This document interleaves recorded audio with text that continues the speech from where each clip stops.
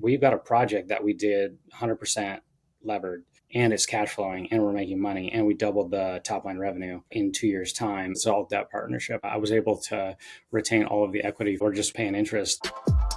Nobody's born incredible. People who do incredible things simply took the right steps. This is our journey. This is the hunt for incredible. Hello and welcome back to another episode of the Hunt for Incredible, where we break down the mindsets and actions of people who have done incredible things so that you can apply it to your own life. On this episode, we have an exciting guest that actually the topic was brought up by popular demand in my DM. So this individual has 40 doors, mostly in short-term stays and hospitality. And the last 20 doors he got for 100% financing at about $3.5 million. So didn't put a penny of his own capital in, so effectively bought those properties 100% with other people's money. And he also leveraged his qualified retirement account and invested that into the business tax-free as well, which I'm excited to dive into. We've got my man, Kyle Moffitt. Kyle, thanks for being on the show. Yeah, thanks for having me. It'll be fun to be here. Yeah. So let's dive straight into the meat and potatoes of 100% financed for 20 of your most recent units. Walk us through what that story was and how you ended up doing that. So we actually were interested in buying this property as early as 2019. It didn't work out back then. It's probably a good thing it didn't, because we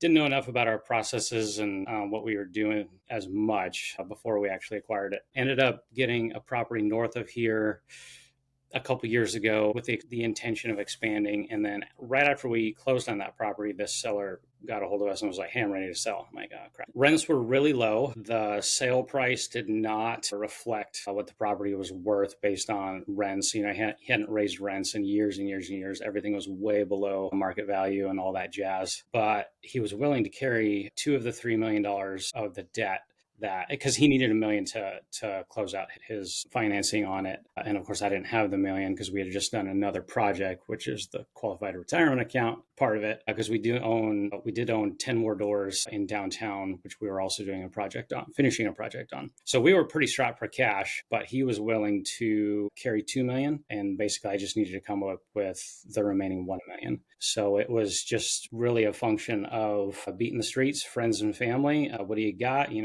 I kind of was telling people like, I'll take as little as 50, because anything less than that, it's just a little bit cumbersome. I didn't want to have 100 people involved with a $1 million acquisition or $1 million fundraise. But one of the things that I quickly learned is that people watch what you're doing more than you think they do. We were about year 4 or 5 into running our first boutique hotel, basically renovating, adding doors. And the conversations I had were, yeah, I see what you guys have been doing. This looks great. The good thing about debt partnership is that anything is negotiable. So terms, payback schedule, when do you want to be paid? How do you want to be paid? It can all be very flexible just based on what works for both parties. So I actually work a full-time W-2 as well, which I know is crazy. We're hopefully going to fix that soon. But because I still work a W-2 remote in the oil field, I'm able to put all of our business funds back in the business and grow it a lot faster. But I saw a buddy at work who hadn't seen it in about a year because we work rotation schedules, and he was opposite of me for a while, and saw him at the chow hall, and he's like, hey, what are you doing? Oh, I'm looking to raise some money I'm just making small talk, right? And he's like, well, how much do you need? And I'm like, well, how much you got? It turns out he was able to come alongside of us as half of it. So he threw down $500,000 as a debt partner. And the other thing, too, about raising this $1 million is it's all debt partnership. I was able to retain all of the equity for the owners. We're paying interest. The other cool thing is that, paying interest to friends and family, you make it beneficial to people that and care about, and they're doing good on their end, we're doing good on our end, and everybody's happy. That's awesome. So you mentioned that the rates. Was this a long-term housing that was converted into short-term stays? Okay. It's 19 units on 5 acres. It's a really kind of a unique little community that they had built there. But I'm looking at it through the lens of basically like a short-term rental resort that we would turn it into. Another boutique hotel. It's individual units. They're 2 bed, 2 bath. They were they were running a great operation there. They run a really tight ship with, the rules and regulations they have for their tenants and whatnot. But it was just woefully underperforming financially. And so basically, one of the things that I did during the negotiation process was I was like, hey, I'll give you all the terms you want. I'll give you your rate. I'll give you your price. I'll give you whatever. I need 6 months to fix the cash flow problem, because when we bought it, it was like negative 10,000 a month, which is like a big deal, right? Like, one of the rules that people have is like, don't buy anything that doesn't work from day one. And Right. it's like, I have a pretty clear direction of where I'm going to go, and a pretty clear direction on how fast I can fix this cash flow problem. So I was willing to take on that risk, but I told the seller, I'll give you everything you want, but I'm not going to pay you a dime for the first 6 months. I need zero payments for the first 6 months. In that time, it saved us whatever that would be, $125,000 in interest payments, something like that, if that math works out, which allowed us to renovate 2 units, start to incrementally raise rents for the other tenants as well. And we basically zeroed the property out cash flow wise in about that 6 month time period. So that was a critical step in acquiring the property and getting to the point where, okay, now we can make payments on it. I love that creativity. Yeah, a lot of people don't think about how, at the end of the day, especially if you're doing seller financing, it's just whatever you and the person across the table agree to. Like, there are a lot of standards of what it typically looks like, but everything is malleable. Everything is negotiable when you're Yep. dealing with somebody that doesn't have regulations that are imposed on them from, some higher power, whether it's institutional capital or something else. When it's seller financing, you can get wild with it. I've seen some really creative deals that are set up. So yeah, I love that, the deferred payments for 6 months. What did it look like converting the long-term rentals to short-term rentals? Like, in terms of the timing, because you had to wait for those leases to expire, I imagine. Yeah, so most of the people were on month to month as well, and what we didn't want to do is come in and just kick a bunch of people out. Right. For one, we don't have the human capital or the finance capital to do 18, 19 renovations at once. When we acquired the property, one person had already moved out like the week before, so we had the first one that we actually wanted to do anyway. So it was a kind of a blessing in that way. Started the first renovation. A couple weeks later, somebody else moved out. I think we've had 9 people move out, and it's just through natural attrition so far. We haven't given anybody, notice to move out or evicted anybody or anything like that. So it's been a pretty good situation as far as like just taking the natural way of people's lives changing, and we will just acquire a unit from somebody who moves out, do our thing with it, and throw it on the short-term rental market. So we turned one of the units into kind of a commercial laundry space for us, threw a bunch of speed queens in there and its storage and whatnot to support the property. But yeah, we've got 18 rentable units now that we took one over for operations. And I think we've got 9 in long-term tenants right now. That's awesome. So, given that it was 100% financed, what did the debt service on that look like, and what was the risk profile of satisfying that debt service? Because that's generally a big reason why people don't want to be that leveraged, is because of the strain from that debt service. Yeah. What gave you like the confidence to be able to tackle that debt service, and what did it look like? So I'm a big fan of equity not doing anything for you. So, I don't know if you know Keith Weinhold. He is actually a local Alaska guy up here. He runs a podcast called Get Rich Education. I've been listening to him for years and years, and he's kind of on the same page as I am as far as like equity. All it does is just sit there. The return on equity is always zero. So like 2018, 2019, me was like way into that as far as, hey, if the math works, the math works. Just keep rolling on lever, lever, lever. Then you wake up and your business has like 70, $80,000 a month obligations to run the business. And then you're like, okay, well, now this is a real number I got to work with. And you kind of realize the weight of some of that.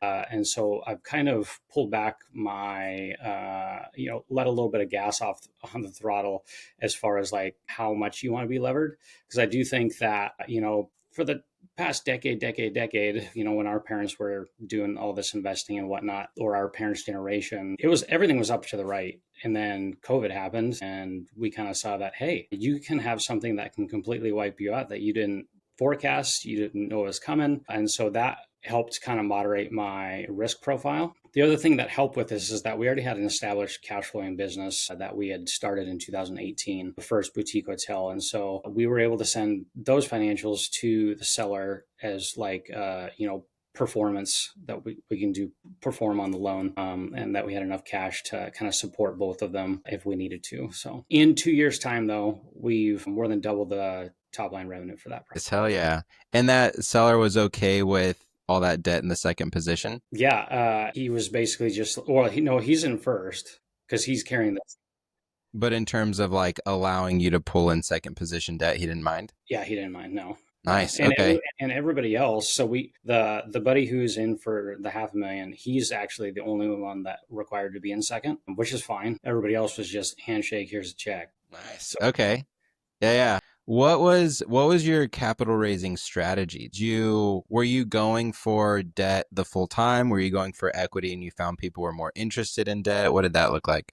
I never always structure the conversation around, if you've got cash laying around doing nothing for you, I'm your man. What would you like it to earn? And we'll have a conversation. I didn't want to do equity just because it just adds a lot of, well, for one, you lose the equity yourself. And then for two, it's a function of, additional K1s, additional, the administrative side of it to me is like, I've already got enough going on that end. I didn't want to entertain, equity partners in that regard. Plus, I feel like I'm doing all the work for forced appreciation and raising value of the property through top line NOI, get your cap rate. That's how you win this game is adding 100,000 in NOI at a 10 cap, you made $1 million. That's Right. that's the game we're playing, and I didn't want to give any of that up. So because I've already got partners, right? So there's six of us involved that are equity owners, and we need all six people helping to run the business. And I didn't want to further dilute that. Hey, quick pause here. If you're getting value from these conversations, it would mean the world to me if you took 10 seconds right now to leave a 5-star review. Each review directly helps us reach more people who can benefit from these incredible conversations. And if you're looking to buy a hotel or invest in one of our deals, you can send us an email at hello@thehuntforincredible.com. We'd love to hear from you. Now back to the show. Did you set up unique terms per individual, or did you have a terms set for the debt that you were raising and everybody got the same terms? Everybody's definitely not on the same terms. It's kind of like, where's your money? Is it working for you at all? If it's not, what do you need? What's good look like for you? Uh, I was pretty lucky. I didn't have to pay points in a lot of this. In a lot of this. In a lot of these situations, most people are just like, "Hey, I just want to earn this rate of return." We're probably at a blended 11%, and then I'm at 10% to the seller in the first position at 2 million. So it's like not great terms, but at the same time, we've got a project that we did 100% levered, and it's cash flowing, and we're making money, and we doubled the top line revenue in 2 years time. And so it's like, it's working. Is it Right. the most efficient it could be? Probably not, but we also have the ability to pay this debt off and refinance, which we're probably going to entertain toward the end of this year. Okay. Nice. Yeah, Yeah, if the interest rates can come back down. but we're hoping Rome and the boys help us out, and then we can look at doing that. Yeah, yeah. That's awesome. And then in terms of so you mentioned that it was not cash flowing from day one, but you raised all that debt. The first position, seller financing, that you were going to defer payments for 6 months. Did you do the same thing for the investors that were coming in for the remaining debt as well? No, we were paying them from day one, but the initial 2 million at 10%, we deferred that for 6 months, which was, let's say, Okay. $17,000 a month, which that helps a lot when you're Yeah. negative cash flow. Yeah. So then, okay, you deferred the 2 million, and then that remaining 1 million. Did you raise additional capital to start paying that debt service off earlier? So I raised like, I was looking to raise like 1.2, something like that, because I knew a couple of people were going to fall off. And that ended up happening. Like, hey, I said I was in for three. I'd like to be in for two. And this is, like at the 11th hour. And so I'm like, okay, well, I don't know where I saw somebody online, probably some Instagram clip, or somebody was like, raise more money than you think, because you never know what's going to happen. I'm like, oh, that's a good idea. I did. Sure enough, it was worthwhile endeavor. So definitely raise a little bit more money than you think you'll need, because if you can pay it back right away, then whatever, just give them their money back. But if it's going to kill the deal, that would be terrible. I always like to try and put in no prepayment penalty clauses as well, because if I want to pay somebody off and I have the ability to, I'm going to pay you off, and we'll be right as rain. So yeah. That makes sense. That makes sense. Dude, that's exciting and it's gutsy as well. How did you look at the rent roll and time that according to like being able to be cash flow positive to be able to service all of the debt by the end of the 6 months? Like, did you just assume a rate of attrition with people or did you approach it some other way? So basically, right after we closed, shortly after we closed, we had two units that we were renovating, and we did those through that 6 months, and then we were running up on our summer season. Then we did a third one during the summer season, and basically, we might have even done four by the summer season. We might have done four by the summer season, and at that time, four units on the STR market in the summer were out earning the remaining 14. Uh, Wow. in top line revenue, just because we already had the model, right? We were already running like 15 of these units, or we were already running, no, maybe even closer to 20 of these units. So it's like I already know enough about revenue management and guest operations and stuff like that to where we were just like rinse repeat. So we were taking a unit that was doing 1,050 in long term rent, and then I would make 7 grand in July, sort of thing. And so that really uh, helps pay some bills when you've got all of this looming debt. Yeah, and then Yeah. shortly after we closed on this property, I guess the next summer, the city of Palmer, the manager lived across our other boutique hotel downtown, and he was like, "Hey, I want to sell the house. I'm retiring.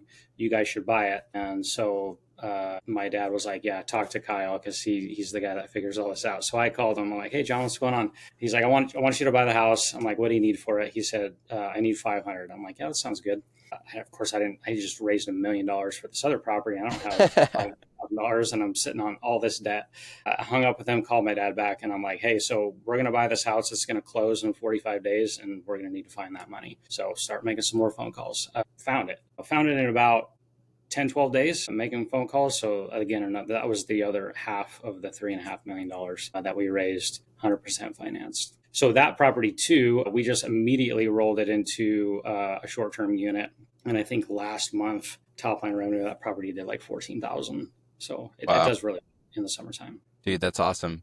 So, what was your approach to the capital raising process? Literally just Facebook Messenger, calling people, texting people. It was a fairly like guerrilla warfare endeavor. And I was just like, "Hey, the numbers are here." And it was funny, like a guy I went to high school with, he actually lived with us for a little bit. I hadn't talked to him in years, but I knew that he was doing some business down in the States and whatnot. So I'm like, "Hey, Dave, like, hey, I got this opportunity." And he's like, "Yeah, call me." So we had a conversation about it.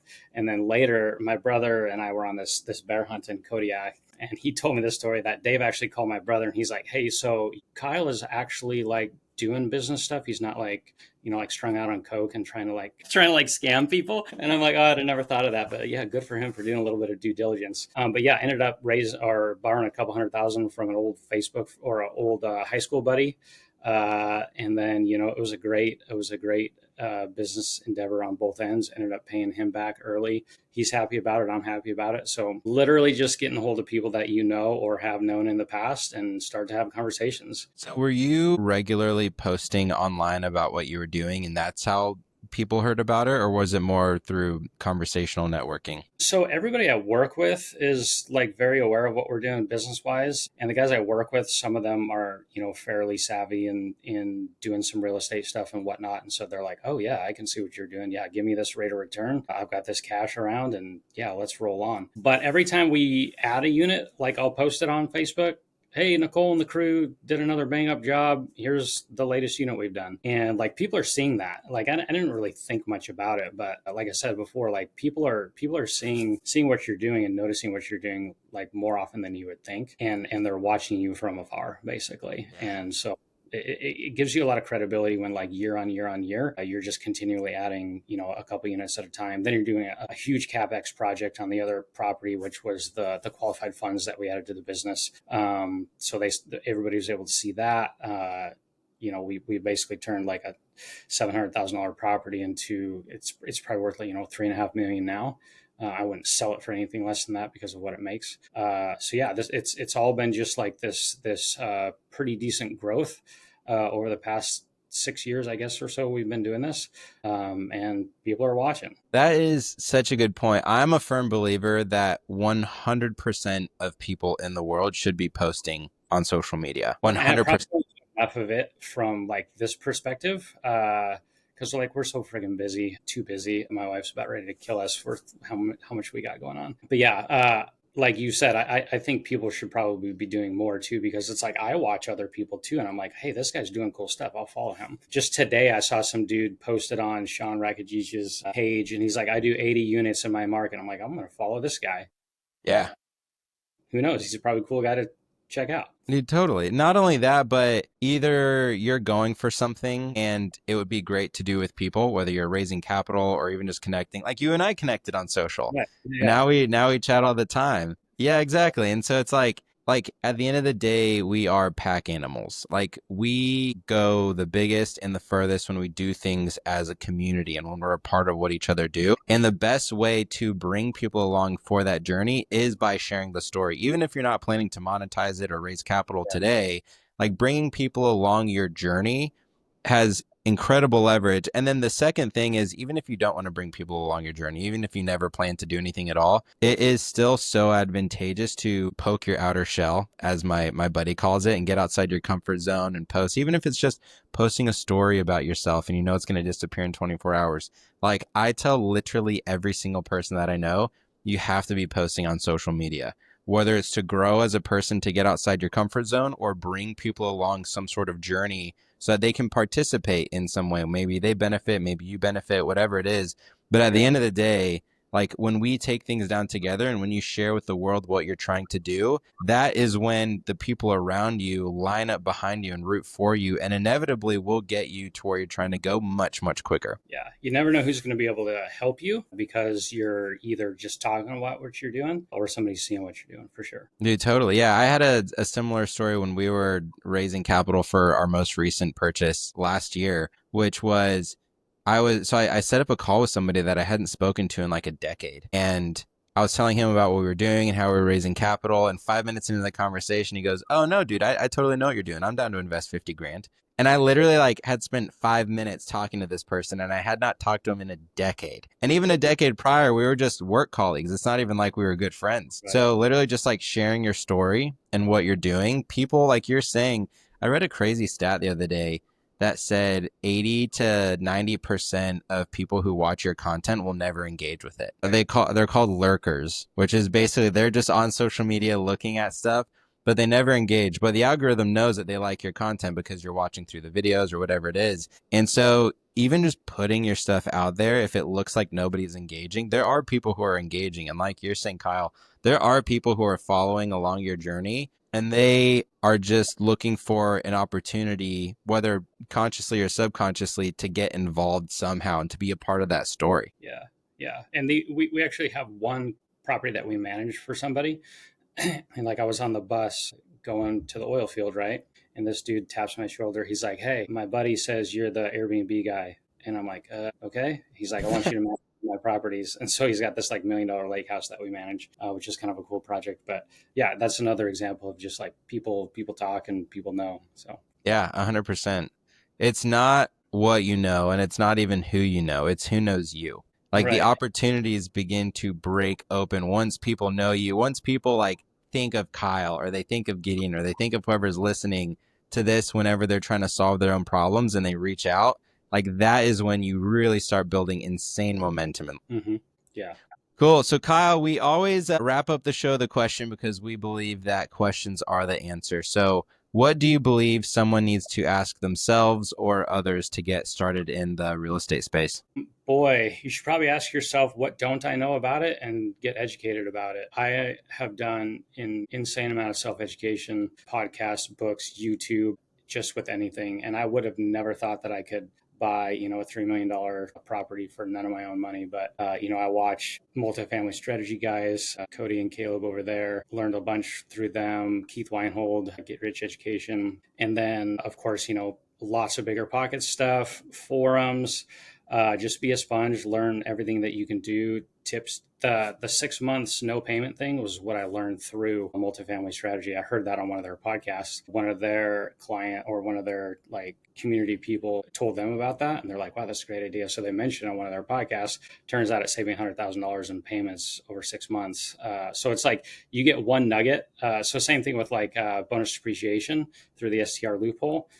The True Books guy was on a podcast on Bigger Pockets. We work with True Books now.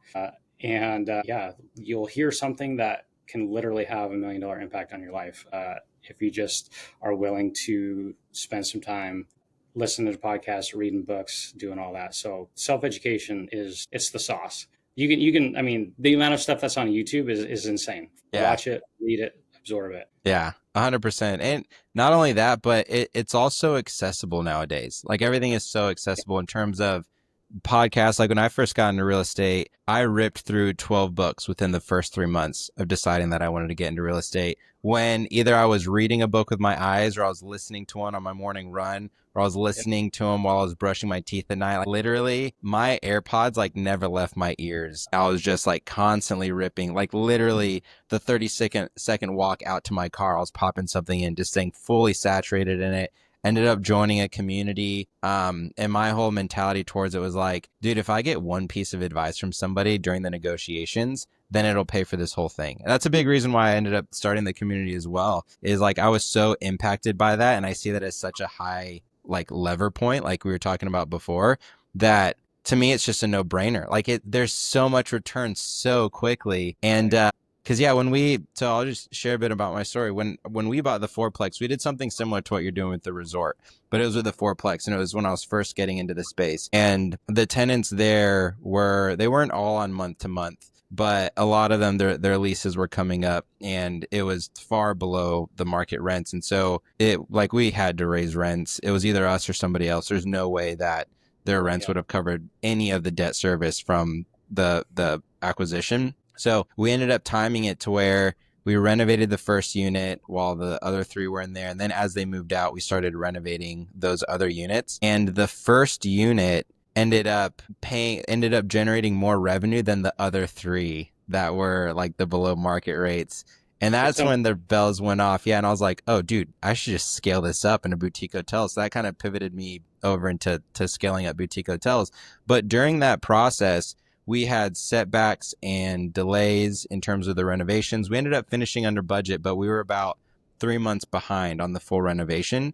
And that ended up costing us about $30,000 worth of bookings. And when I was thinking back over, I was like, dude, I literally could have paid a mentor $30,000 and it would have cost me the same amount, but it would have been stress free and I probably would have learned 5 times as fast, you know? And so like, even just when you think about the cost or the return of one nugget of wisdom, like if you listen to 10 hours of podcasts and you get one nugget that saves you 50 grand or 100 grand in negotiations on a hotel, then that instant payoff is outrageous. Or even just the connections, like the people you meet, like you and me, like becoming friends from social media. Like who knows, like we might buy a hotel together and each make $1 million down the road, all because, you know, these like little investments that we're making. So that return on time for just acquiring those nuggets and finding those nuggets is absolutely massive. And anybody who's made it this far in the episode is the type of person who's looking for those nuggets anyway. So kudos to you, whoever's listening. You're on the right track.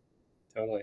Yeah. Kyle, this has been fun, man. We'll have to have you on periodically as you scale your portfolio, just to keep hearing about your story. Get everything finalized. We'll update you with all the numbers and where we're at. Hell yeah, for sure. Where can people find you? So I'm on Instagram, Kyle.Moffitt.